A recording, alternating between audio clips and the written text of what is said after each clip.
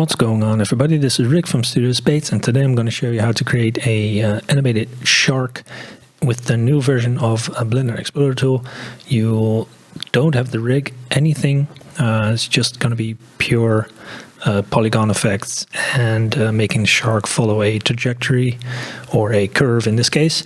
But what you might want to do is make sure that we're working with one mesh here and not separate meshes. So just go to Object and press Join when you've selected everything, and it'll merge everything into a single mesh.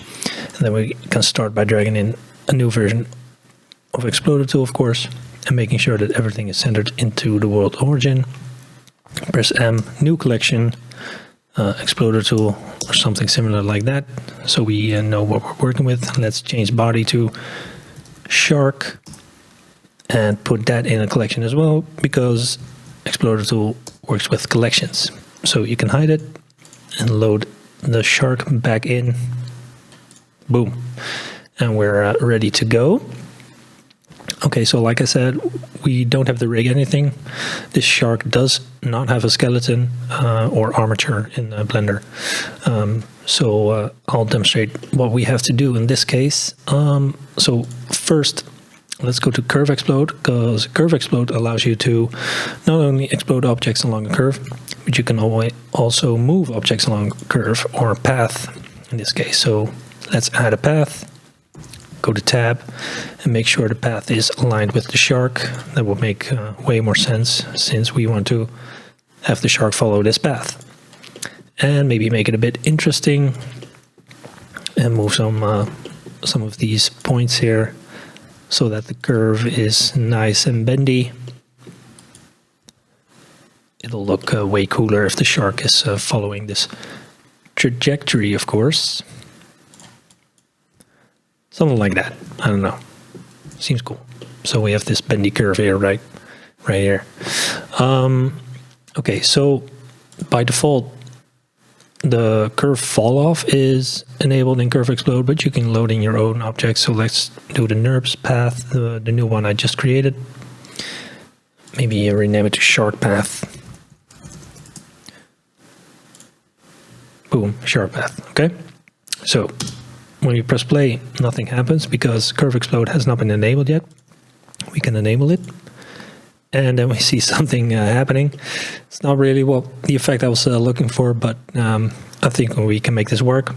We have an align axis drop down here, and when we put it to X, it seems to work best, and we can put in some additional rotation under Explode.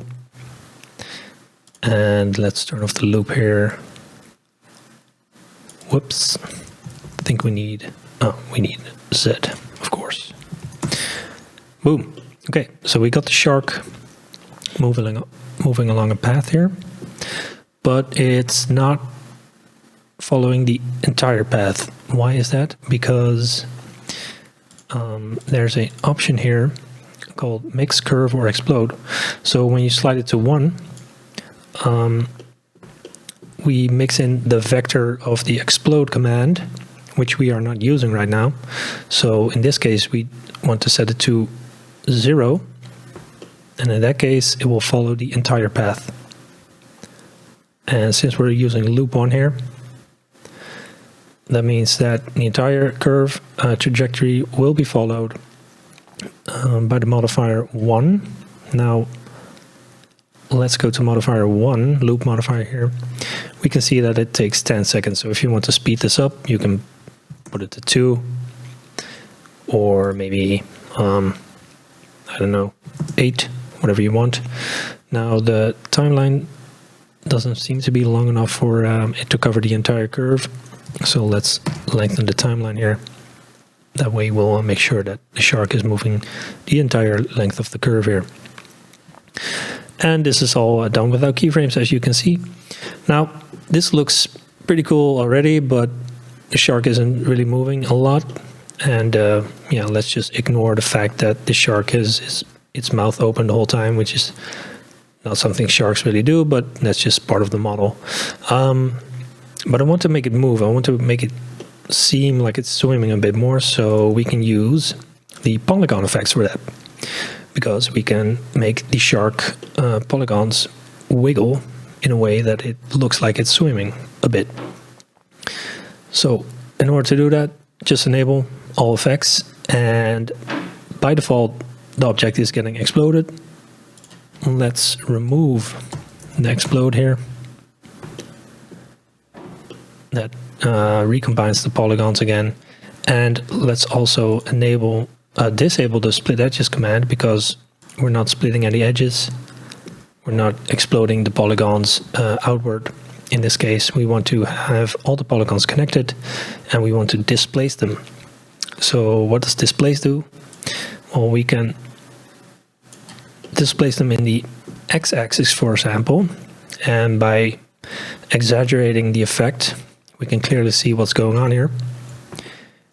It creates this wavy effect thanks to the noise modifier that is connected here to the displace effect, but we can obviously see that it's way too much. But if we dial it down a bit to 0.2, for example,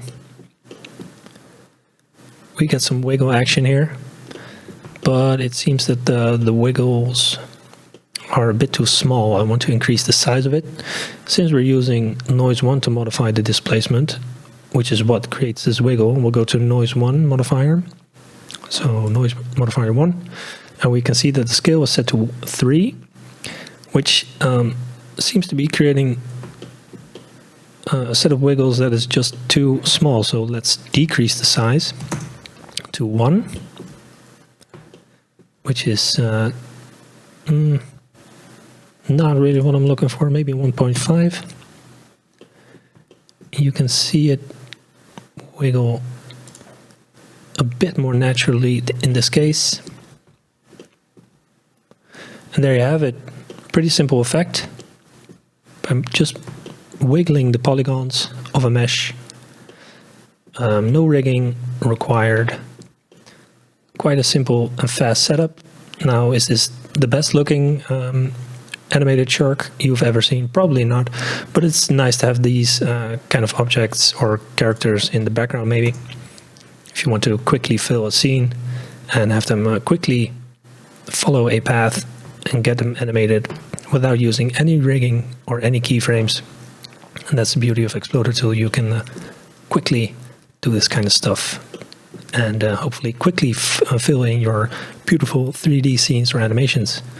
So yeah, a quick and short tutorial on how to do this. I hope you enjoy it. This update, this new function is only part of Blender Exploder Tool 2.18, which will be released very soon after releasing this video. So keep an eye out on Blender Market for it. And this update is, of course, 100% free for everyone who owns Exploder Tool already, like all the other updates are. So I hope you enjoy it, and take care.